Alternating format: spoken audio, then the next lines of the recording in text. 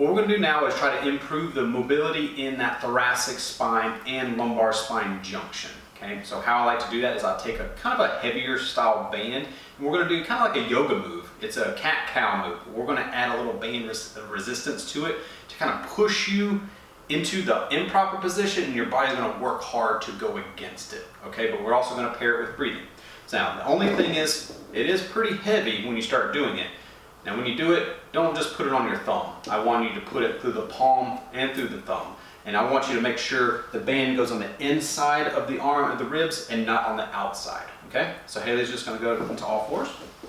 We're going to start here on this lumbar spine. The hardest part is getting these arms to extend because it's pretty darn tough. Okay? So now what we're going to have you do is go ahead and do the cow part. So push up. Yep. Head looks down. Butt tucks. You're going to push as hard as you can through here. And you're going to breathe out at the same time. Then when you're done, kind of relax. Look up. And breathe in. Do it again. Push up. Good. Breathe out. Pause for a second. Good. And let it go back down. I'll typically do 3 breaths or 3 cycles at this spot. Okay? Then what I'm going to have Haley do is we're going to either move it down or up on the spine. Okay? Now if you move it down where Haley kind of positioned it, it's going to feel weird. When you do it, it's going to want to roll up on your back. So you're going to have to keep your body weight a little bit. So go ahead and extend your arms. Good. Push those arms out. Good. So what it's going to do is with her angled back, it's going to try to hopefully keep it here. Now this one is mainly for that L5, S1 area, right above the pelvis. So go ahead and push up, Haley. Really tuck the butt on this one. Good. This is for that anterior pelvic tilt issue that a lot of people have. Relax. Good. Again. Perfect. Good. Now I'm going to show you one that's a little bit higher up. Okay? Good. Do the hard part. There you go. Then focus where the band is at. So what this is trying to do, whenever we did those exams on a lot of people, their spine doesn't want to have that pretty curve when they've been down and touched their toes. This is trying to reinforce that overall arching position of the spine. Have fun. And remember, take it slow and work on your breathing. Next, we're going to do thoracic spine rotation. This one is super important because if you lack thoracic spine rotation, which is needed with normal movement, your gait, you're going to get it somewhere. Typically your knees will wobble a little bit more, your arms are kind of going in front of you, look a little funny. So you need this thoracic spine rotation, but nobody seems to train it. Now we're going to pair it up with the breathing exercises we did from the first time. So we still have the band in the same place so that you can focus on your breathing. You're going to lay on your side to just protect your knees and your pelvis. You're going to put a foam roller between your knees a little bit higher. Whenever your knees are higher, it locks the lumbar spine down. It's what we call your lumbar lock position. What Haley's going to do, she's going to put one hand on the back of her head, and what she's going to do is she's going to just rotate as far as she can to the ground and breathe in when she's here. Remember, you're opening up the rib cage. Then she's going to come back out of it and breathe out. Do it again. So I want you to squeeze. A lot of times if people have tight hips, this hip is going to want to kind of come with you.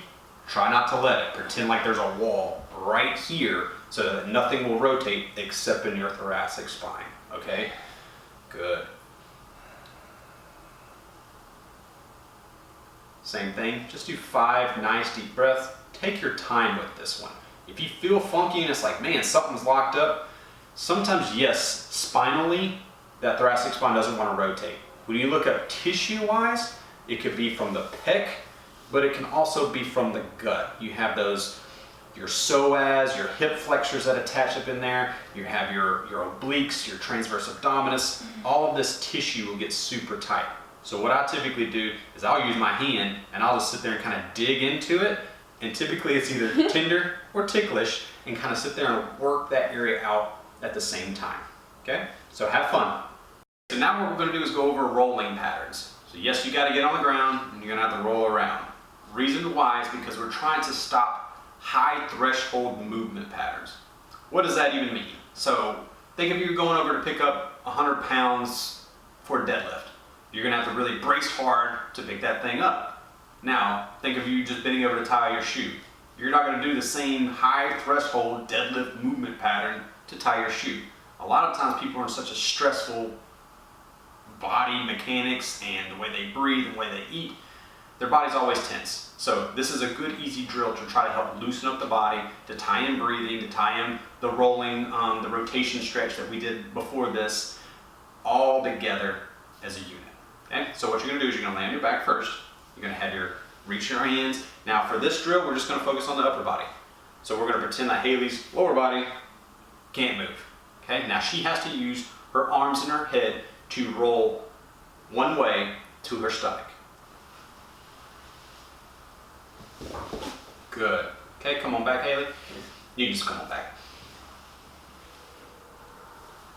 Good. Now, what is going to drive the movement? First, I want the head to come up. Then your eyes are going to be where you're going to move. So don't just kind of look at one thing. I want you to think of looking into the ground, in the armpit kind of thing for this one. Okay, so first, Haley's going to pick up the head, look to the direction she's going to go. She's going to reach real hard and then reach to something over there, and then her thoracic spine is going to rotate toward that way. Okay, now coming back, it's the same thing. Haley's going to pick up her head, rotate her head to the side, and then pick her arm up and reach towards me, and she's going to look as far as she can to me and try to, there you go. One vertebrae at a time. Now, Haley's making it look really easy because she doesn't have any mobility problems. This is going to be terrible for you people who have terrible mobility problems. Shoulders don't want to move, thoracic spine doesn't want to move, you're in that terrible hunch position, and we're going to work on that. But how you do that for the time being, use some blocks or something like that. Either you need to put it underneath the mid-back, you might need to put it underneath your hip. Now go ahead, roll that way. It's just an extra little edge to help you get over here. If you need it coming back, then you do the same thing, lift your hip up. There you go. And try to look towards me, open up that arm.